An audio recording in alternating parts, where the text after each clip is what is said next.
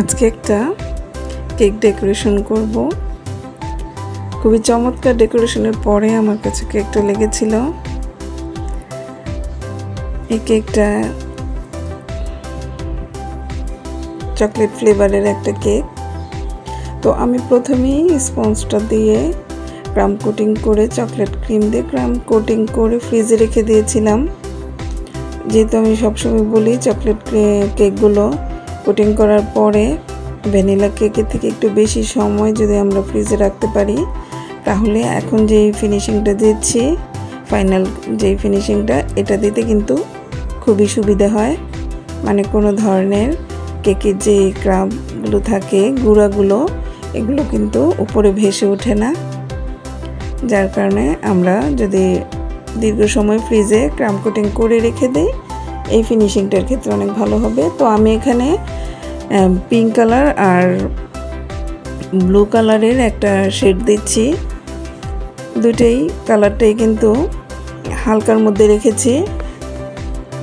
হালকা কালারের ক্রিমগুলোই কিন্তু বেশি দেখতে ভালো লাগে। আর আমার এই যে ডিজাইনটা ছিল, এটাতে হালকা কালারই ছিল।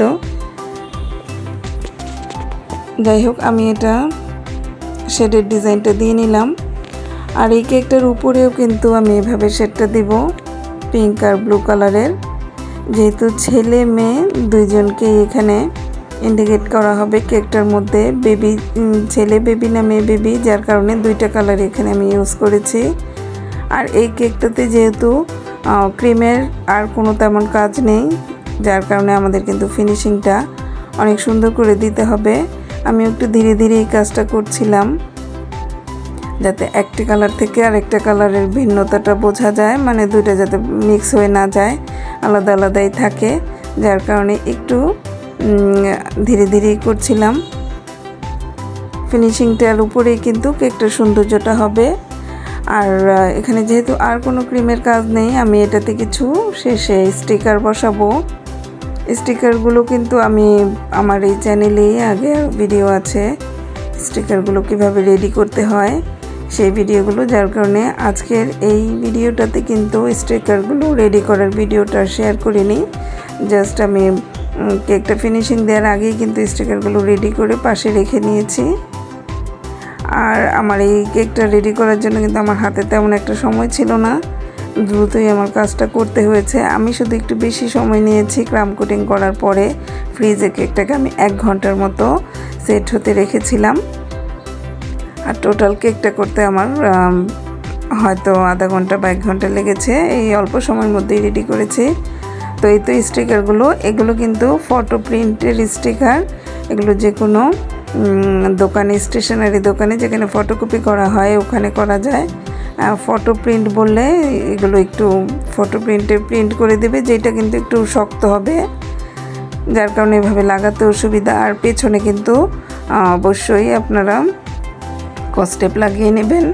আর যেহেতু আমি এগুলোকে দাঁড় করিয়ে করিয়ে স্টিকারগুলো আজকে সেট করব, যার কারণে পেছনে কাঠি লাগাতে হবে। তো এইভাবে আমি লাগিয়ে নিয়েছি। বড় যেই বয়েজ অ্যান্ড গার্লের স্টিকারটা ছিল সেটাও সবার শেষে দিয়ে নিলাম। তারপরে যে প্রজাপতিগুলো, এগুলো কিন্তু আজকে আমি নন এডিবল ইউজ করেছি, মানে ফটো প্রিন্টেড প্রজাপতি ইউজ করেছি। যাই হোক, ভেবেছিলাম এইটুকুই রাখবো, কিন্তু আমার কাছে খালি খালি লাগছিল, যার কারণে কিছু হোয়াইট পার্ল ছোট বড় মিলিয়ে ওইটাও অ্যাড করলাম। আর পার্লগুলো অ্যাড করার পরে কিন্তু দারুণ সুন্দর লেগেছিল। আসলে পার্লগুলো কিন্তু যে কোনো কেকে দিলেই কেকের সৌন্দর্যটা আমার মনে হয় অনেক বেড়ে যায়। তো ক্রিমের কাজগুলো একটু কমিয়ে এই পার্ল দিলেও কিন্তু কেকটাকে গর্জিয়াসও লাগে, আর দেখতেও ভালো লাগে। আর আমি আমার সব কেকগুলোই মাপার পরে, মানে ভিডিও করি যেগুলো, মাপার পরে এই যে ভিডিওটা একটু রেখে দিই, মাপার ভিডিওটা, যার কারণে এটা সুবিধা হয় দেখতে। কেকটা 1 পাউন্ড ছিল আর বোর্ডটার ওজন ছিল 80 গ্রাম। আর এখন আমি আমার যেই বক্সগুলো, আগে কাগজের বক্স যেটা পাতলা কাগজের ছিল সেটা ইউজ করতাম, যার কারণে আমার কাছে মনে হতো যে এটা ট্রাভেলিং একটু সমস্যা হয়। তো ইদানিং এসে এই হার্ড বক্সগুলো ইউজ করছি।